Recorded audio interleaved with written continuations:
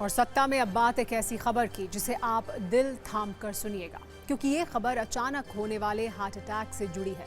पिछले कुछ वक्त से देश में विमर्श का विषय है कि आखिर कोरोना के बाद लोगों को अचानक दिल का दौरा पड़ने की घटनाएं क्यों बढ़ रही हैं। कभी नाचते हुए, कभी जिम करते हुए, कभी बात करते हुए, तो कभी बैठे बैठे किसी की मौत हो रही है। लेकिन अब इस पर एक दावा किया गया है जिसके अनुसार अचानक से होने वाले इन हार्ट अटैक की वजह का पता चल गया है, जिसके बारे में हम आपको आज बताने वाले हैं। लेकिन उससे पहले महाराष्ट्र से आई एक दुखद खबर, जहां 35 साल के क्रिकेटर की मैदान पर खेलते खेलते हार्ट अटैक से मौत हो गई। इस क्रिकेटर का नाम इमरान पटेल था, जो छत्रपति संभाजीनगर में हुए एक मैच में ओपनिंग बल्लेबाजी करने उतरे थे। लेकिन कुछ देर खेलने के बाद अंपायर से बाएं हाथ और सीने में दर्द की शिकायत करने लगे। इसके बाद अंपायर्स ने इमरान को बाहर जाने की अनुमति दे दी। लेकिन जब इमरान पटेल मैदान से बाहर जा रहे थे तो अचानक वो मैदान पर गिर गए और वहीं दिल का दौरा पड़ने से उनकी मौत हो गई। इस तरह के मामले लगातार सामने आ रहे हैं, लेकिन कोरोना के बाद अचानक से ऐसा क्यों हो रहा है, इसे लेकर सबके मन में कई सवाल थे। अब एम्स में हुए एक कार्यक्रम के दौरान डॉक्टर्स ने दावा किया है कि उन्होंने ऐसे हार्ट अटैक की वजह का पता लगा लिया है। सबसे पहले ये समझिए कि अचानक दिल क्यों रुक जा रहा है। तो इसके पीछे वजह है ऑक्सीडेटिव स्ट्रेस, यानी ऐसी स्थिति जब शरीर में हानिकारक कण बहुत ज्यादा हो जाते हैं और उन्हें रोकने के लिए पर्याप्त एंटीऑक्सीडेंट नहीं होते। ये स्थिति शरीर के अंदर कोशिकाओं को नुकसान पहुंचाती है। जब ऐसा होता है तो दिल की धड़कन तेज हो जाती है।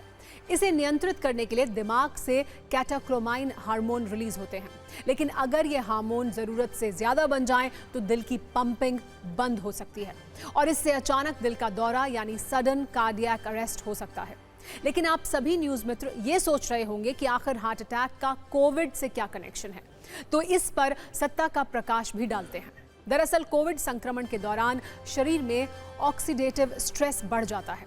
कोविड के कारण ACE2 प्रोटीन, जो दिल और फेफड़ों की रक्षा करता है, वो भी प्रभावित होता है। जाहिर है ऐसे में दिल पर ज्यादा दबाव पड़ता है। इसके बाद दिमाग से जरूरत से ज्यादा कैटेकोलामाइन हार्मोन रिलीज होने लगते हैं, जो दिल की धड़कन को असामान्य बना सकते हैं। यही वजह है कि कोविड के बाद अचानक दिल का दौरा पड़ने के मामले बढ़ गए हैं। एम्स में आयोजित अंतर्राष्ट्रीय फार्माकोलॉजी सम्मेलन में विशेषज्ञों ने यह भी दावा किया कि कोविड के बाद ऑक्सीडेटिव स्ट्रेस और हार्मोनल असंतुलन के कारण दिल के दौरे के मामले बढ़े हैं।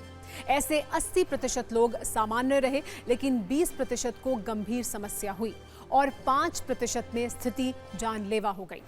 भविष्य में इससे बचाव के लिए दवाएं भी विकसित किए जाने की योजना है।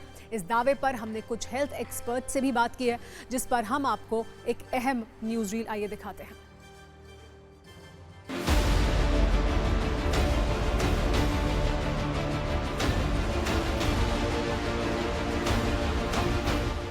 जब पता पड़ा कि Covid ACE2 angiotensin converting enzyme 2 पर असर कर रहा है, जो एक रेगुलेटरी स्विच है, वो बदल देता है पूरे साइटोकाइंस को, पूरा स्ट्रक्चर बदल देता है बॉडी का, वो डिसरप्ट हो चुका है। उस डिसरप्शन की वजह से हो क्या रहा है कि सडनली साइटोकाइंस या जो इन्फ्लेमेटरी मार्कर्स हैं वो बढ़ जाते हैं और उसी से ही ये ब्लड का थिकनिंग है या फिर कार्डियक अरेस्ट है या उससे काफ़ी रिलेटेड है।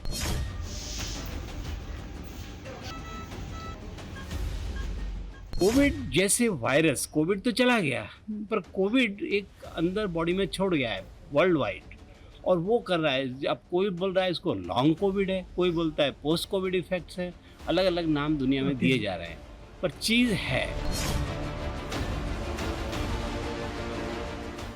जब भी कोई इंजरी होती है हार्ट में, हार्ट के जो सेल्स हैं जो रिस्पॉन्सिबल हैं हार्ट के बीटिंग के लिए, वो मर जाते हैं और वो अपने आप को मल्टीप्लाई नहीं कर पाते। ये उनकी डेफिशिएंसी है, लिमिटेशन है।